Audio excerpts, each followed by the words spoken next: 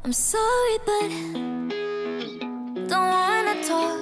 I need a moment. Oke, assalamualaikum warahmatullahi wabarakatuh.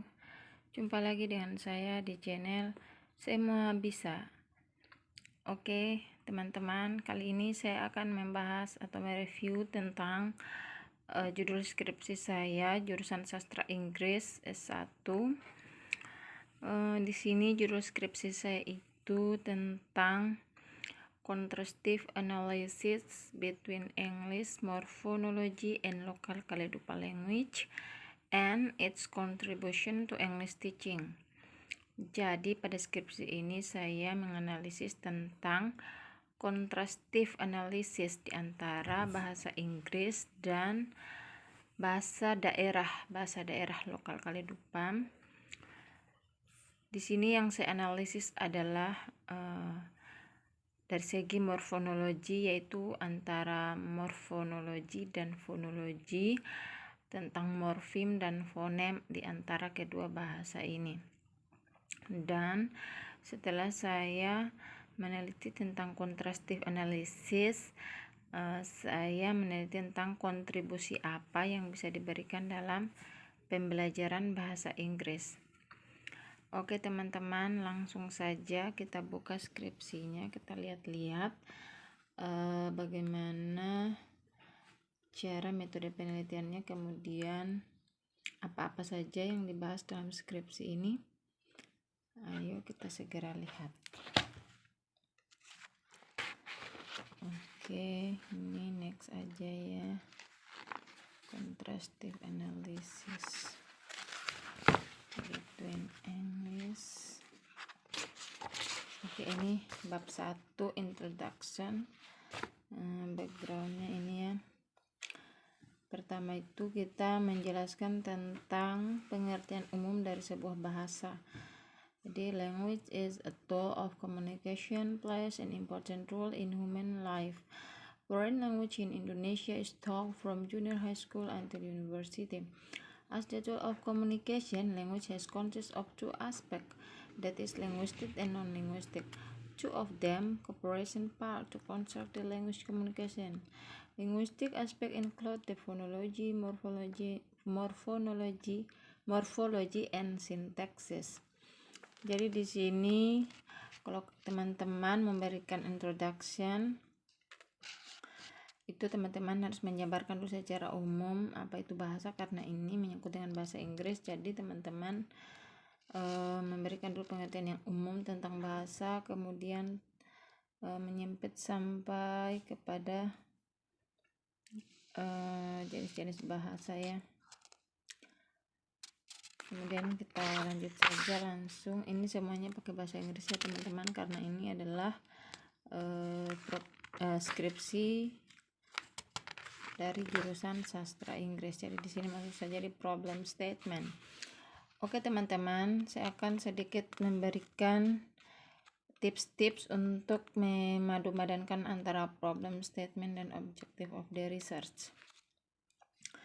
Jadi teman-teman, dalam menulis problem statements itu perlu teman-teman perhatikan bahwa problem statement dan objective of the research itu harus memiliki hubungan yang tepat, yang sesuai.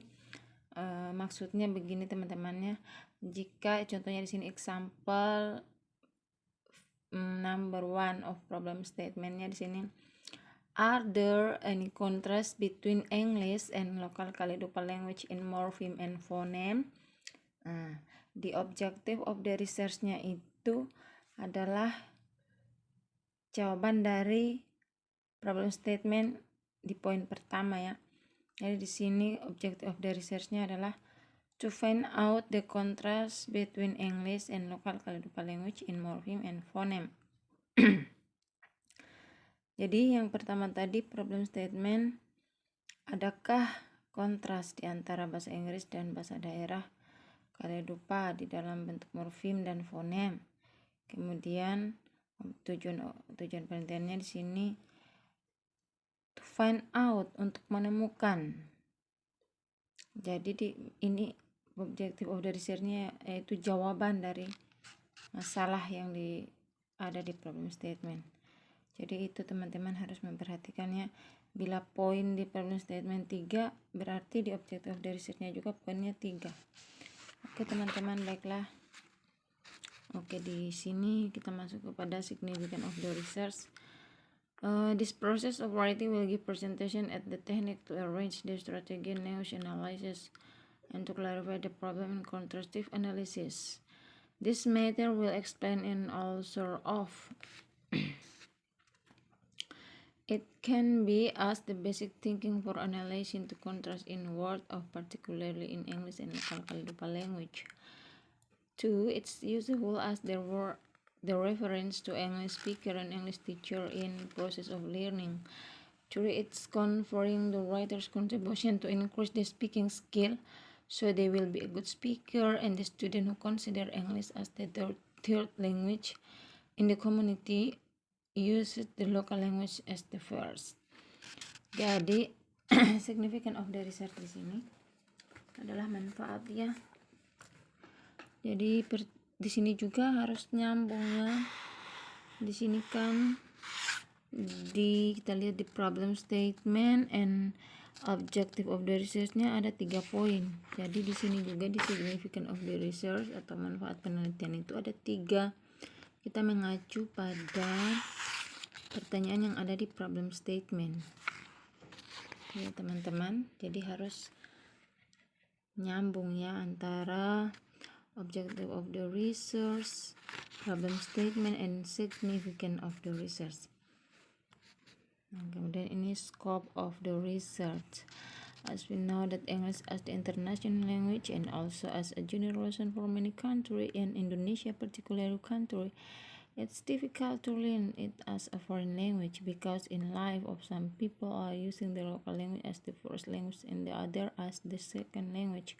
So in this research, the writer thinks to analyze the contrastive of research, where it has the title Contrastive Analysis between English Morphology and Local Kalidupa Language, and its contribution to English teaching. By the location of the research, the writer has got life in one.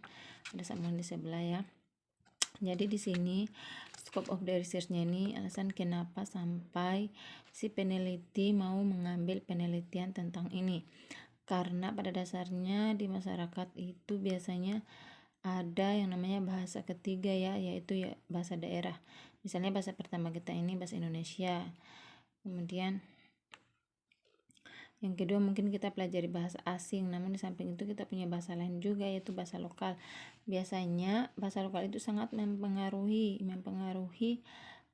cara kita intonasi bahasa asing kita. Jadi di sini peneliti coba mau menganalisis sebuah contrastive analisisnya antara bahasa daerah dan bahasa Kalidupa, adakah atau tidak.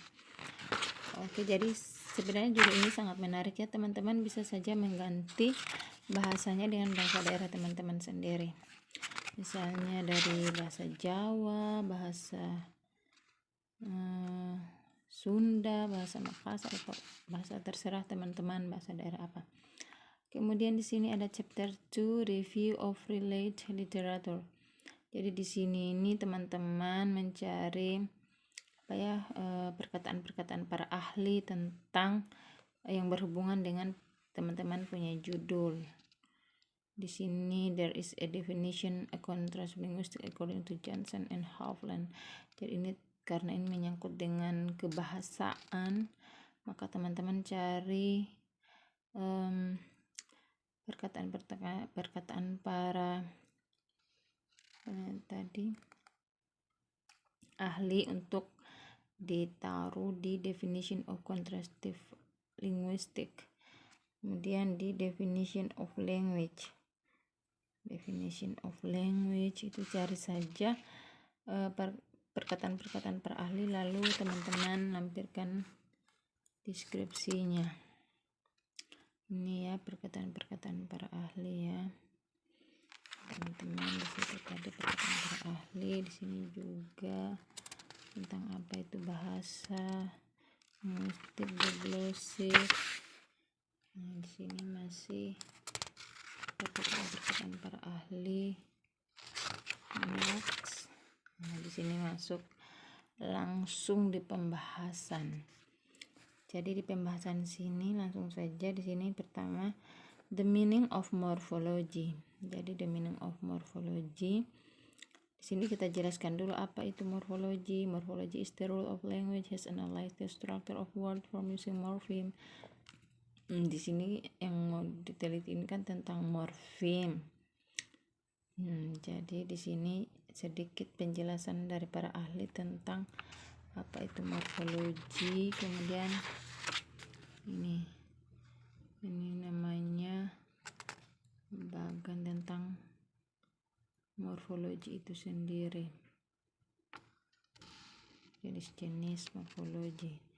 Ini masih perkataan para ahli. Kemudian di sini the meaning of phonology. According to Andrew Spencer in his book Phonology, phonology is the study of the sounds used in language. Jadi fonologi ini yang berhubungan dengan bunyi ya. Nah, di sini masih ada perkataan para ahli tentang apa itu fonologi.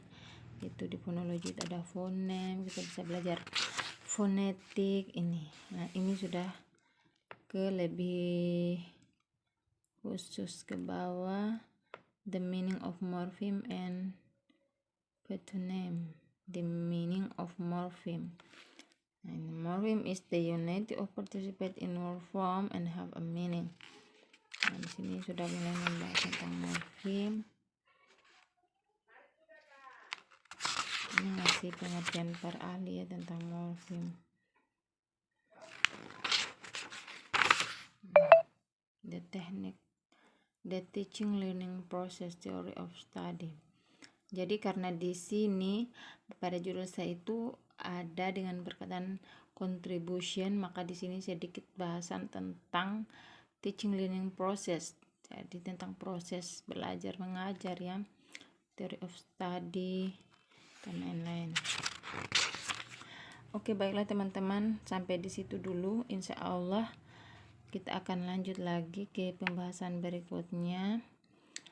Namun sebelumnya untuk mendukung channel ini, saya mohon teman-teman jangan lupa klik subscribe-nya, like, komen, dan lonceng notifikasinya agar teman-teman bisa mendapatkan video-video terbaru dari saya. Semoga bermanfaat review tentang skripsi kali ini. Insya Allah saya akan lanjut lagi reviewnya sampai selesai. Oke, thanks for watching. Wassalamualaikum warahmatullahi wabarakatuh.